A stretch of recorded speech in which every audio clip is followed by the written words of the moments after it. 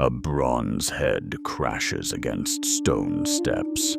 Soldiers drag the decapitated statue of Rome's emperor through the streets of Meroë. Queen Amanirenas watches from her throne, one eye socket still raw from Roman steel, as workers dig a pit beneath her palace entrance. She gives the order. They bury Augustus face up, so every footstep she takes will grind into the face of the man who thought he could conquer her people.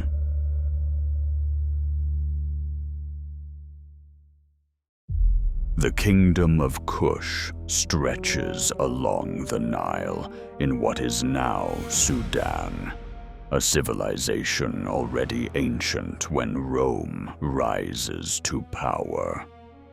For 8 centuries, Kushite kings and queens rule from their capital at Meroë, commanding gold mines, iron foundries, and trade routes connecting sub-Saharan Africa to the Mediterranean world. Their pyramids number more than those in Egypt. Their written language, Meroëtic, fills temple walls with texts scholars still struggle to translate. In 25 BC, Amanirenas shares power with her husband, King Teretekas, and her son, Prince Akinidad. She holds the title Kandake, meaning Queen Mother. But this title carries military authority that Roman commanders fail to understand. When Egypt falls to Augustus in 30 BC, Roman forces push south to the Kushite border town of Aswan.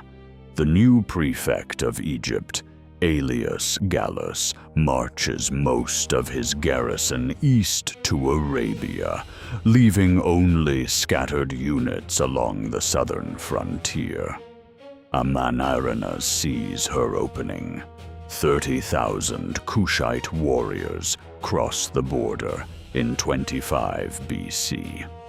Amanirenas rides at the front, her son Akinidad commanding the eastern flank. They strike the island fortress of Philae first, overwhelming the Roman garrison before messengers can flee. The army sweeps north to Syene and Elephantine, capturing 3 cohorts, roughly 1,500 Roman soldiers. Kushite forces tear down statues of Augustus throughout the conquered territory. Workers remove the bronze head from the largest statue and load it onto wagons bound for Meroë. Rome responds with fury. The new prefect Gaius Petronius assembles 10,000 legionaries and 800 cavalry at Thebes.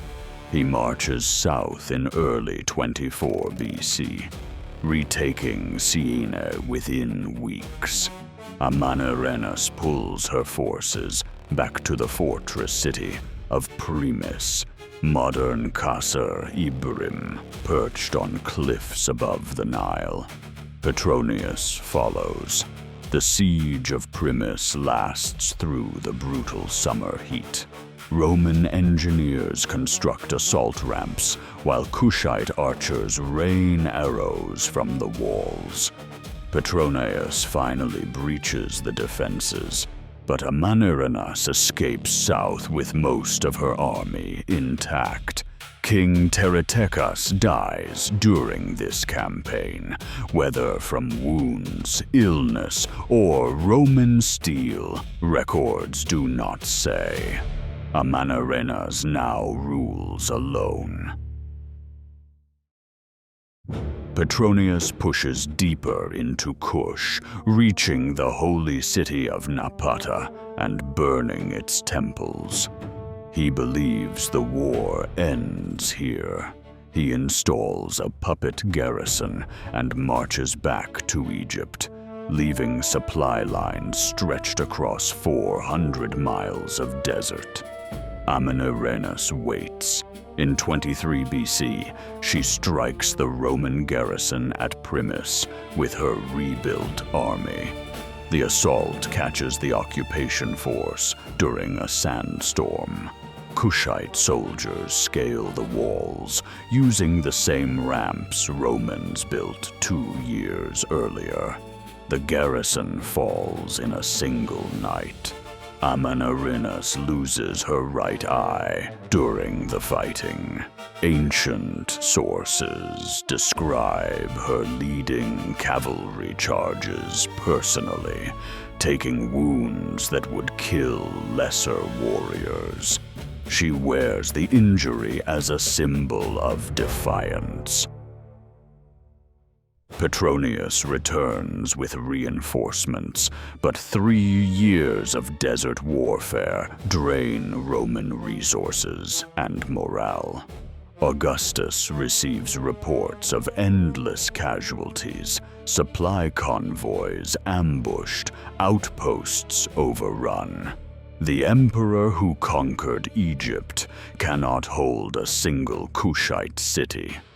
Amanirenas sends ambassadors to the island of Samos in 21 BC, where Augustus winters with his court.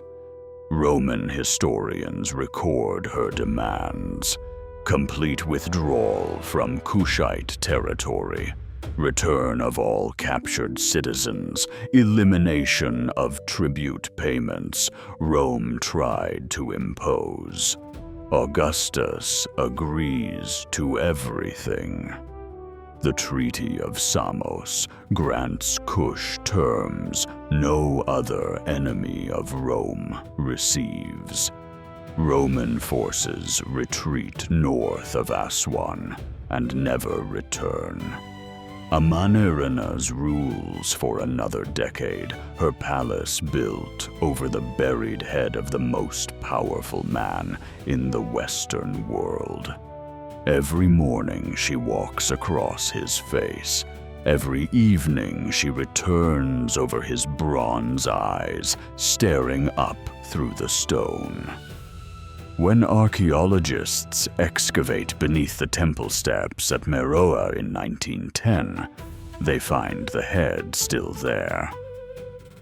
Perfectly preserved, exactly where she left it 19 centuries earlier. It now sits in the British Museum, a testament to the queen who refused to kneel. Rome carved its conquests into marble and bronze. Amanirenas buried Rome beneath her feet and walked into eternity.